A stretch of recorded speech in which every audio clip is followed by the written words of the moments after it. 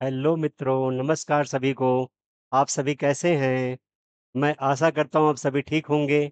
आपकी पढ़ाई-लिखाई भी अच्छे से चल रही होगी। तो पीछे के वीडियोज़ मेरे आपने देखे होंगे, शायद आपको अच्छे भी लगे होंगे। ठीक, आज हम आपके लिए एक टॉपिक लेकर के आए हैं, ज्योग्राफी में, जो कि बहुत इम्पोर्टेंट है, सौरमंडल। सौरमंडल, जैसा कि ऑलरेडी आप बोर्ड पे देख चुके होंगे, सौरमंडल पार्ट 1। एक्चुअली सौरमंडल का टॉपिक काफ़ी लेंदी हो जाता है, इसीलिए इसका ये वीडियोज़ मैं 2 पार्ट में लाऊँगा।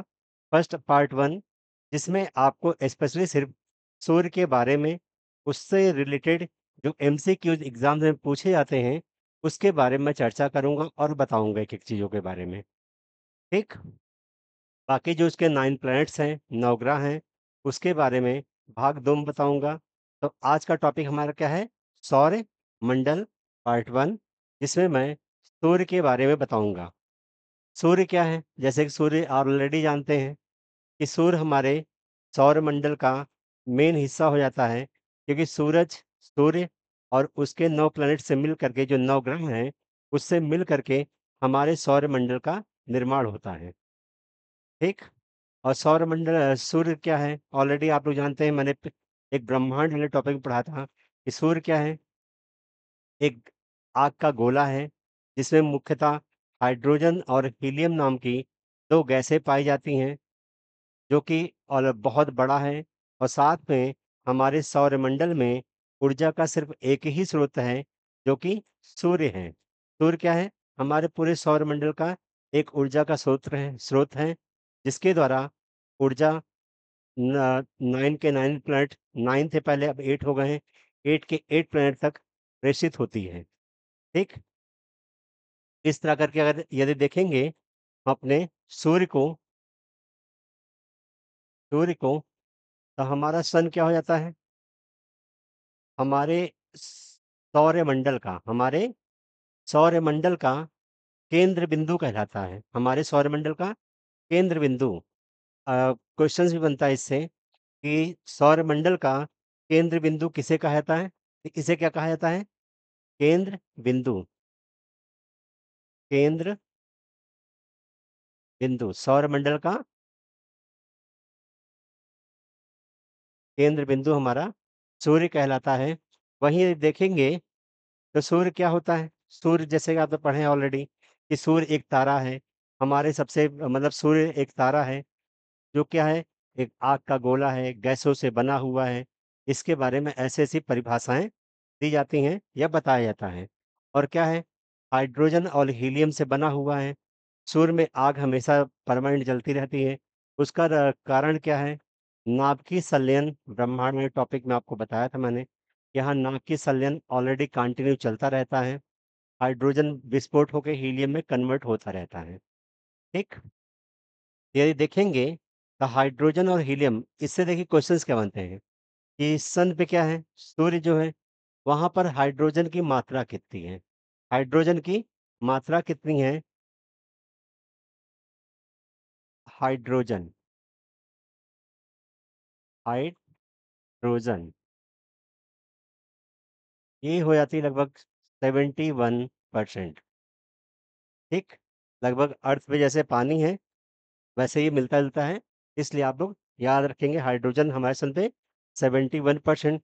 वहीं देखेंगे हीलियम, हीलियम हीलियम कितना पाया जा रहा है? 26.5%। हमारे सन पे हीलियम 26.5% एंड हाइड्रोजन 71%। इसके अलावा अतिरिक्त गैस हैं,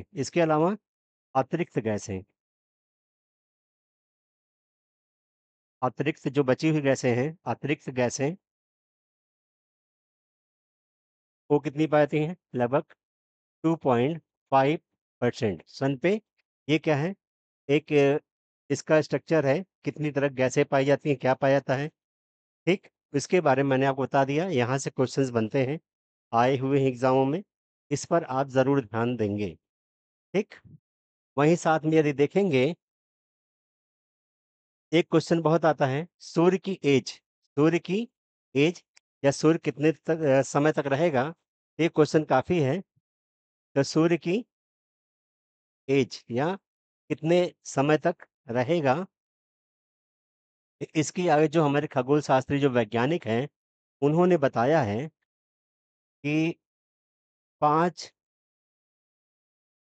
5 बिलियन वर्ष, 5 बिलियन वर्ष, 5 बिलियन वर्ष, 5 बिलियन वर्ष तक सूर्य की आयु आँकी गई है। एग्ज़ैक्ट नहीं, एग्ज़ैक्ट कोई नहीं बता सकता है। लगभग बताया गया है अबव 5 लाख बिलियन ईयर तक सन हमारा रहेगा, और ये तब तक रहेगा जब तक कि इसमें से पूरा हाइड्रोजन खत्म होके हीलियम में कन्वर्ट नहीं हो जाएगा। जिस दिन हीलियम में पूरा हाइड्रोजन कन्वर्ट हो जाएगा, उस समय क्या होगा? इसकी आयु या एज फिनिश हो जाएगी, एनर्जी इसमें से खत्म हो जाएगी। वहीं एक चीज़ बात करते हैं यहाँ पर, इसमें से एक चीज़ और होता है, एक इसमें क्वेश्चन होता है, प्रकाश मंडल, सूर्य का प्रकाश मंडल, सूर्य का प्रकाश मंडल, एक सूर्य का प्रकाश मंडल के बारे में कुछ बताया गया है, तो उसको देखते हैं हम। प्रकाश मंडल क्या होता है? प्रकाश मंडल, प्रकाश मंडल मीन्स हमारे सन से कितना प्रकाश बाहर आ रहा है, कितना वहाँ रह जा रहा है, कौन-सा एरिया कितना चमकीला है और कौन-सा एरिया धब्बे वाला है, जहाँ से प्रकाश नहीं निकलता है या जहाँ अंधेरा रहता है। इसको कुछ ऐसे देखते हैं, ठीक? देखेंगे यदि आप, तो लगभग सूर्य का जो प्रकाश बाहर निकलता है, बाहरी क्षेत्र से, ये लगभग इसका 15 बिलियन 15 बिलियन प्रकाश, इसका लगभग मिलियन नहीं, बिलियन होगा। Million sorry, million. ठीक? मिलियन प्रकाश इससे बाहर निकल जाता है, ठीक? और इसका जो टेम्परेचर रहता है, इसका जो टेम्परेचर रहता है 15 मिलियन सेंटीग्रेड रहता है। कितना? 15 मिलियन सेंटीग्रेड इसका बाहर का जो तापमान होता है, ये होता है, ठीक? वहीं यदि इसकी बात करें, तो यहाँ कहीं-कहीं सूर्य पे कुछ धब्बे दिखाई पड़ते हैं। धब्बे जो दिखाई पड़ते हैं, ठीक? इनको बोला जाता है सूर्य कलंक, सूर्य कलंक।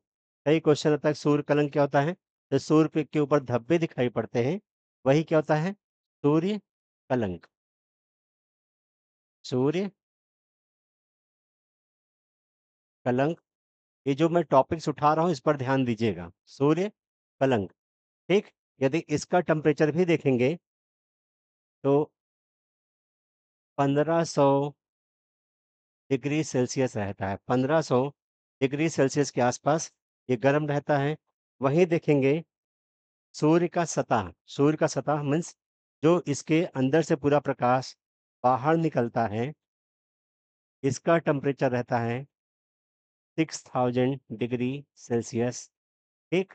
6000 डिग्री सेल्सियस, जैसा कि आप जानते हैं 100 डिग्री पे तो पानी उबल जाता है, लेकिन 6000 डिग्री सेल्सियस मीन्स कितना गर्म होगा कि आप सोच नहीं सकते हैं।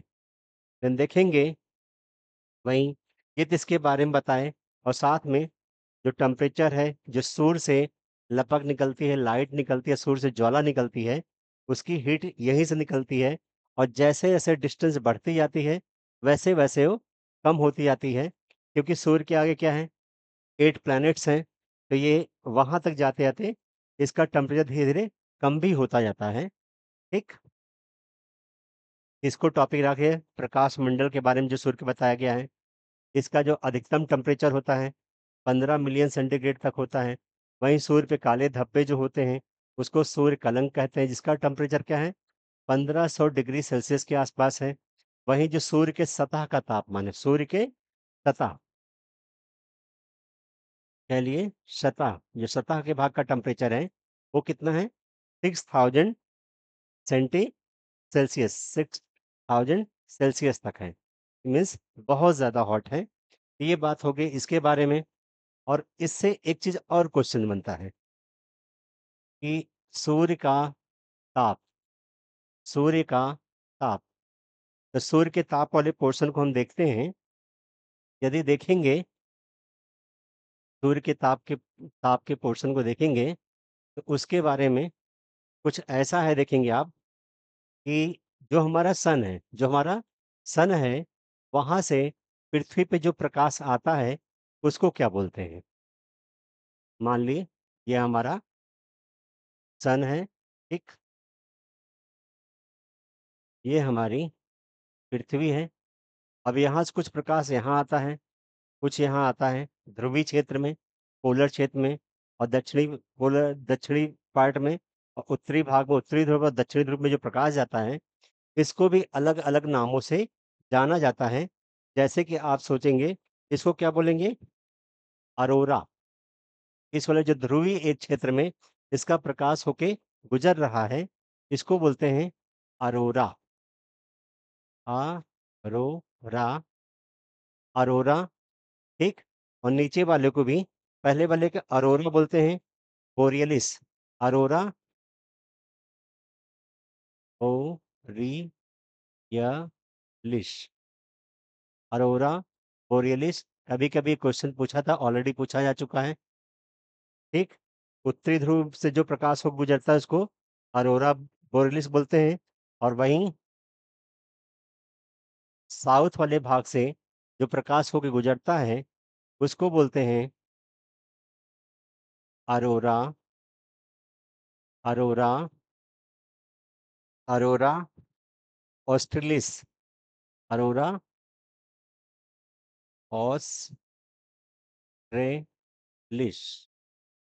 ठीक? अरोरा ऑस्ट्रेलिस। यदि आप ध्यान से देखेंगे, आपको दोनों में फ़र्क साफ समझ में आ रहा होगा।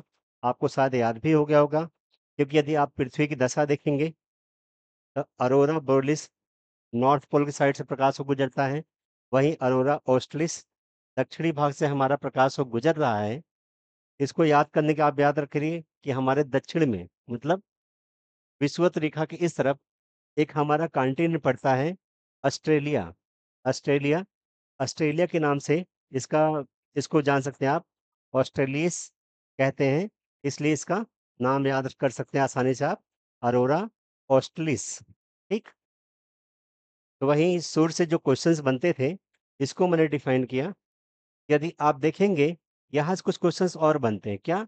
सूर्य ग्रहण से, सूर्य ग्रहण से। आज मैंने सूर्य के टॉपिक को इसीलिए लिया कि मैं सूर्य को सेपरेट पढ़ाऊँ, क्योंकि यहाँ से क्वेश्चंस बहुत ज़्यादा आते हैं। जहाँ तक आते हैं लगभग मैं संभावना लगभग आप कवर करूँगा आज। ये तो क्वेश्चन में मैंने बताया कि सूर्य तप, प्रकाश मंडल और सूर्य के बारे में, ठीक? किस तरह की गैसें क्या पाई जाती हैं, ये सब बताया। तो वहीं देखेंगे आप सूर्य ग्रहण के बारे में, सूर्य ग्रहण, सूर्य ग्रहण। सूर्य ग्रहण क्या होता है? जब हमारा सन है जब हमारा सन है, ये मून है, मून, सन और ये हमारी अर्थ, ठीक? हमारी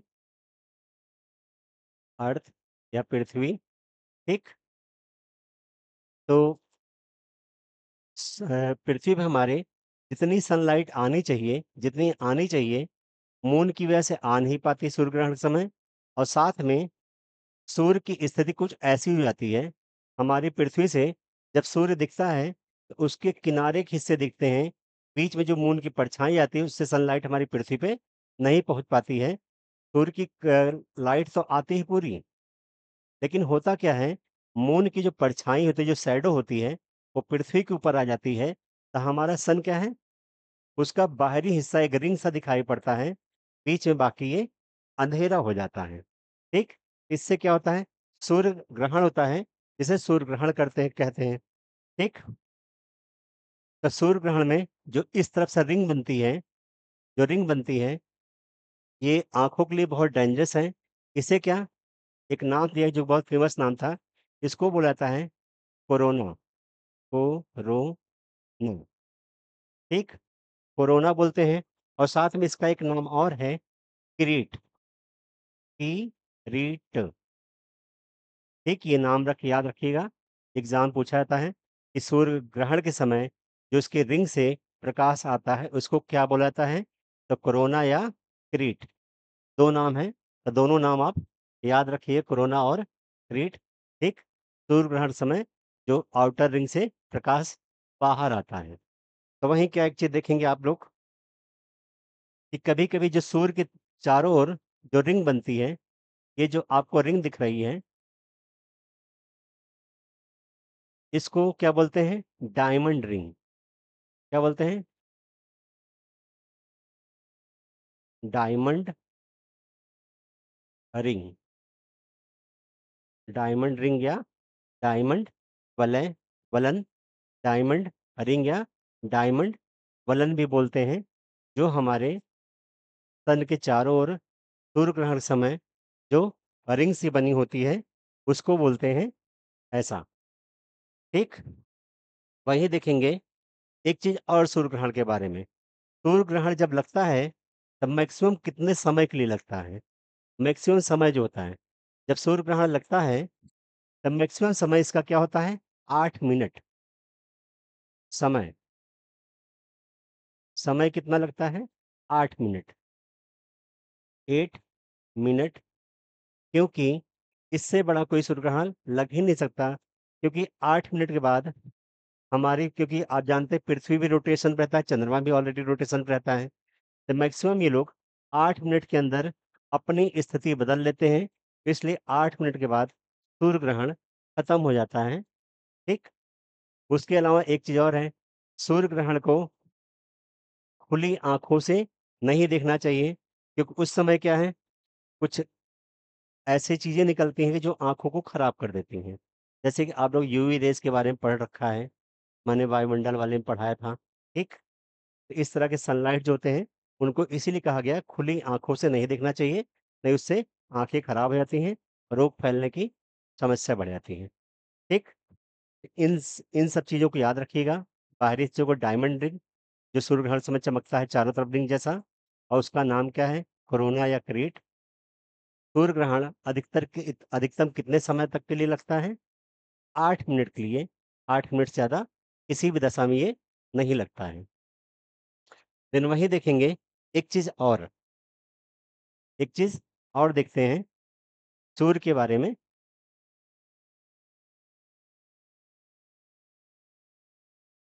सूर्य के बारे में एक चीज़ और देखेंगे,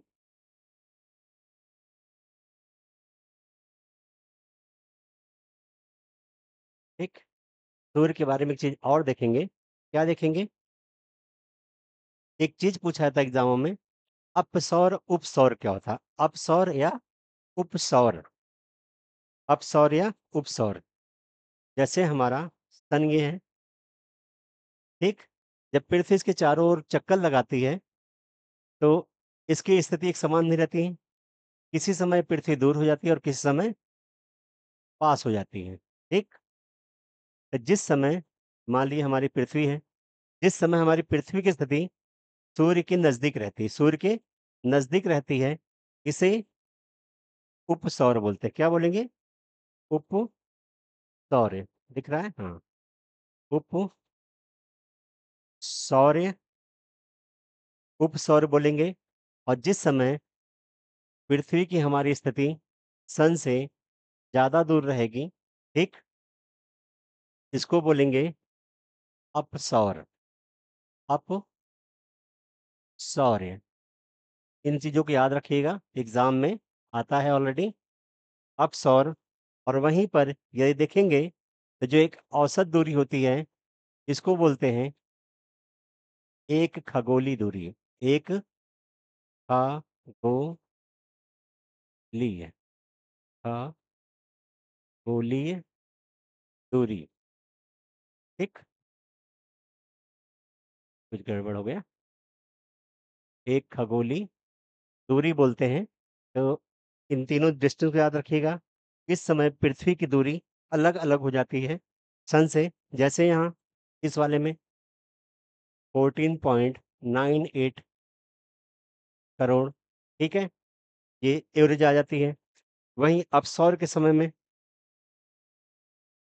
15.21 करोड़ हो जाती है, ठीक? वहीं देखेंगे उपसौर के समय जिस समय गर्मी ज़्यादा रहती है, उस समय क्या होती है? दूरी बहुत घट जाती है। ये हो जाती है 14.70 करोड़, ठीक? ये स्थिति ध्यान रखिएगा।